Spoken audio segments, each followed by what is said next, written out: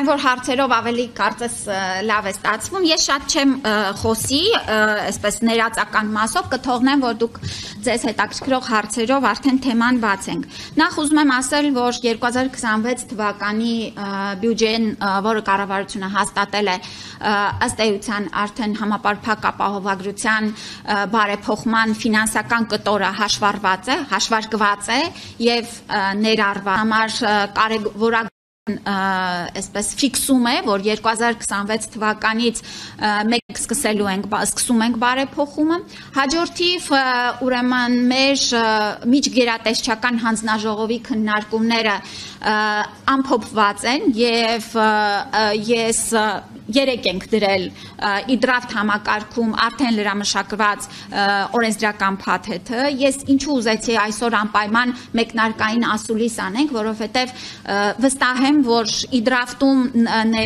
նոր դրված այս նախագծերի փաթեթի հետ կապված կուզեի որոշակի շեշտադրումներ նախորոք ներկայացնել, ուրեմն ձեզ ուշադրությունը գրավել, որպեսզի պարզ լինի եւ դուք էլ արդեն կարողանաք փաստաթղթերի հետ ավելի հեշտ աշխատել։ Ըստ էության մեր այս օրենսդրական նախագծի մեջ ապահովագրության ներդրումը եռամյա փուլային շրջանակներում է ամրագրված եւ մենք սկսում ենք 2026 թվականից ներառելով բնակչության ուրեմն հետեւյալ խմբերը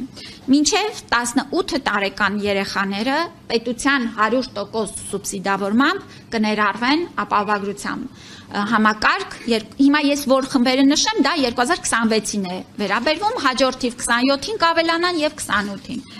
մինչև 18 տարեկան երեխաներն են 65 տարին լրացած քաղաքացիները եւս 2026 թվականից կներառվեն ապահովագրության համակարգ։ Ես այս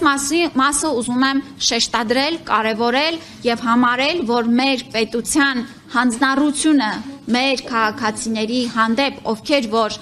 տարիներով աշխատել են, ներդրում են ունեցել մեր երկրի զարգացման, կայացման մեջ, մենք ի վերջո կկարողանանք հասցեագրել նրանց առողջական խնդիրները եւ մեզ ուղղվող հիմնական պահանջների եւ կարիքների մեջ ամենամեծ ծավալը հենց այս խումբ մեր քաղաքացիներն են մեզ ներկայացնում։ Հաջորդիվ 18-ից 65 տարեկան հաշմանդամություն ունեցող քաղաքացիները ուրեմն նաև հաշվի առնելով գիտեք որ ֆունկցիոնալության գնահատման նոր համակարգ է ձևավորվում եւ այստեղ ես նշում եմ հաշմանդամություն, բայց պիտի բոլորս ընկալենք, որ մենք փոփոխական այս համակարգի համաձայն արդեն սոցիալական քաղաքականության համահունչ այս խմբերը եւս կներառվեն եւ անապահովության բալ ունեցող քաղաքացիները 28 եւ ավել, որը եւս փոփոխման մեջ է այս համակարգը, այստեղ էլ ուզում եմ նշել, որ գնահատման ձևաչափերը փոխվում են, պետք է այս երկու գերատեսչությունների ուրեմն կարգավորումները համահունչ դիտարկել։ Եվ այսպես առանձնահատուկ կերպով ուզում եմ խոսենք 200,000 դրամ ամսական եկամուտ աշխատավարձ եւ դրան հավասարեցված վճարներ եւ այլ եկամուտներ ունեցող անձանց խումբն է, որը 2026 թվականից ներառվելու է։ Կհիշեք նախորդիվ նախագծերի շրջանակներում մենք նշում էինք 500,000 դրամից ավել կամ 300,000 դրամից ավել, բայց հաշվարկները եւ այն ուրեմն ռեսուրսները, որ մենք կարողացանք ուրեմն ֆիքսել, մենք այս քայլը անում ենք հնարավորինս մեծ թվով քաղաքացիների ներառելու առաջին փուլով։ Ես պետք է այստեղ խոսեմ նաև այն ակնկալիքի մասին, որը ըստ էության հասարակության մեջ ձևավորված է եւ ինձ վերջին 1 տարվա ընթացքում մեր քաղաքացիների կողմից ամենահաճախ տրվող հարցը, պահանջը, կարիքը դա է, որ երբենք մենք ներառվելու, այսինքն մենք սա եւս գալով ընդառաջ մեր քաղաքացիների, աշխատող քաղաքացիների պահանջին որոշում կայացրեցինք, որ այս սանդղակը կլինի 200,000 դրամից ավել ստացողներին առաջին փուլով կներառենք ապահովագրության շրջանակներում։ Այս անձանց թիվը մոտ 190,000 է եւ այստեղ էլ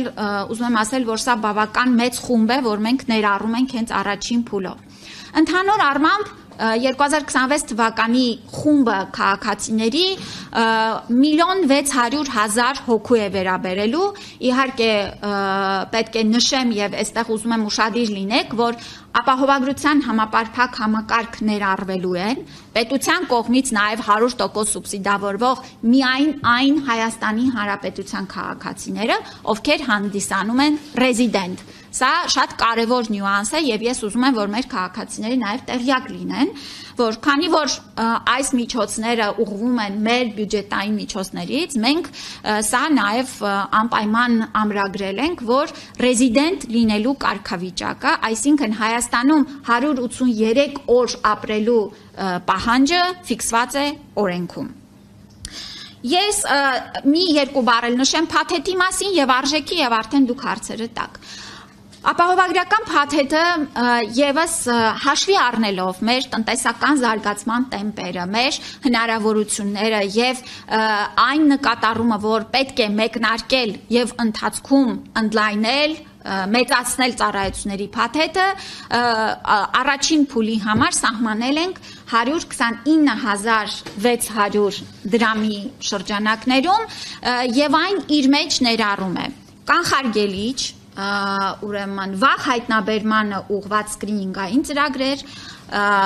հիվանդանոցային ծրագրեր, դեղորայքային ապահովում, շտապօգնության ծառայություններ եւ այս ծառայությունները հստակ կառավարության որոշմամբ սահմանվելու են։ Սա շատ կարեւոր է մեզ համար չափազանց սկզբունքային հարց է եղել, որ մենք ոչ թե ասենք ապահովագրությունը փակում է ամեն ինչ, բացի սրանից, բացի նրանից այն փոքր տառերով, որ լինում է սովորաբար պայմանագրերի մեջ, որ մարդը շփոթվի, թե ինչ է ի վերջո իրեն հասնում, մենք հակառակն ենք ֆիքսելու։ Կառավարության որոշմամբ հստակ ծառայությունները ամրագրված են լինելու եւ ամեն քաղաքացի շատ պարզ ձևով տեսնելու է, թե այս ծառայությունը ապահովագրության շրջանակներում փակվում է, թե ոչ։ Ինչպես ենք ընտրել։ Ընտրել ենք ամենամեծ հիվանդացության եւ մահացության բեռ ունեցող հիվանդությունները եւ այդ բեռը առաջնակի ներառել ենք այս փաթեթի շրջանակներում։ Այսքանը արժեք ասեցի, փաթեթը ասեցի, խմբերը ասեցի։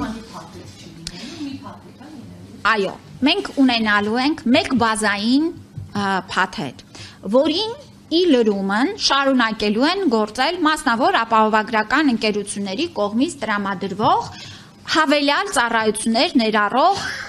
պլյուս փաթեթները։ Այս համակարգը նաև շատ երկրների փորձի ուսումնասիրությունը ցույց է տալիս, որ շատ կայուն է, այսինքն պետության եւ մեր դերը մարդկանց հիմնական առողջական խնդիրները լուծելու, բայց նաև հնարավորություն տալու, որ մարդիկ մասնավոր ապահովագրական փաթեթներով ունենան շատ ավելի ընդլայնած ծառայություններ, որոնք որ կարող են տրամադրել արդեն մասնավոր ընկերություններ։